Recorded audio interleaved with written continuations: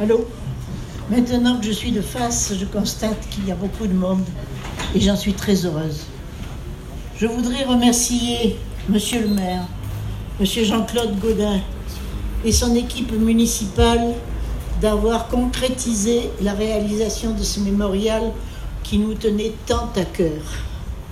Il manquait à Marseille, deuxième ville de France, alors que dans des villes de moins d'importance, ils avaient acquis depuis des années et s'étaient investis dans la mémoire de la résistance et de la déportation.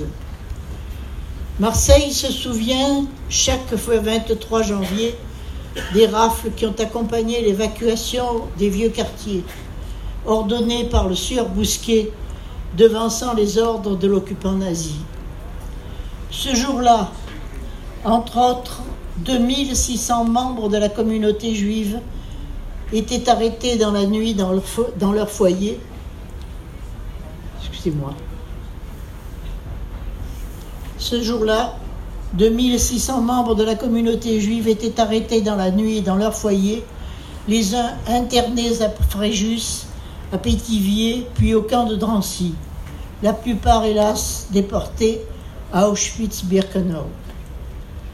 Notre famille fut arrêtée par les sbires français le 14 avril 1944 par cette Gestapo française.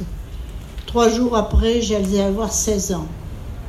Et on suivit le parcours funeste du 425 rue Paradis, qui était le siège de la Gestapo, de la prison des Baumettes, de Drancy, et puis fut acheminé dans les wagons Alestio vers l'est et le camp d'Auschwitz.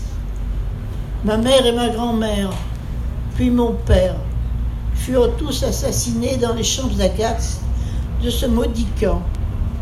Seuls mon frère André et moi devions être libérés par les Russes et les Américains, alors que René le cadet combattait dans le maquis des Cévennes. Depuis 35 ans, nous rappelons ces tragiques parcours aux jeunes générations, afin qu'ils apprennent notre histoire, celle des résistants, des internés, des déportés, dont 3% seulement revinrent de l'enfer concentrationnaire, sans oublier le sort des tziganes, des homosexuels et des opposants au régime nazi, afin que plus jamais nous ne connaissions, sous quelque forme que ce soit, les méfaits d'une idéologie criminelle. Je vous remercie.